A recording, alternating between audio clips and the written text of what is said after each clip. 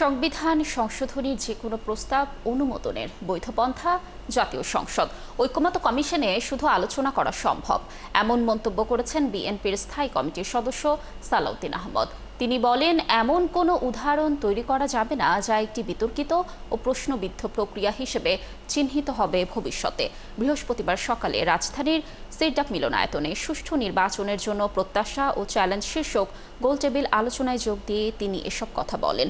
সালাউদ্দিন আহমদ আরও বলেন, প্রকৃতভাবে স্বাধীন নির্বাচন কমিশন, স্বাধীন বিচার বিভাগ, তত্ত্বাবধায়ক সরকার, মুক্ত গণমাধ্যম প্রতিষ্ঠা হলে এই চারটি বিষয় হবে সুষ্ঠু নির্বাচনের জন্য রক্ষা কবচ। ফ্যাসিবাদ মুক্ত হলেও গণতন্ত্রের জন্য কিছু বিষয়ে রাজনৈতিক দলগুলো ঐকমত্যে পৌঁছাতে পারেনি বলেও মন্তব্য করেন তিনি। এ সময় বৈষম্যহীন রাষ্ট্র প্রতিষ্ঠায় বিএনপির প্রতিশ্রুতি বলেও জানান সালাউদ্দিন আহমদ। এখানে জনগণের কর্মপরিকল্পনা সরকারের সাথে মিলবে না, রাজনৈতিক দলের সাথে মিলবে না।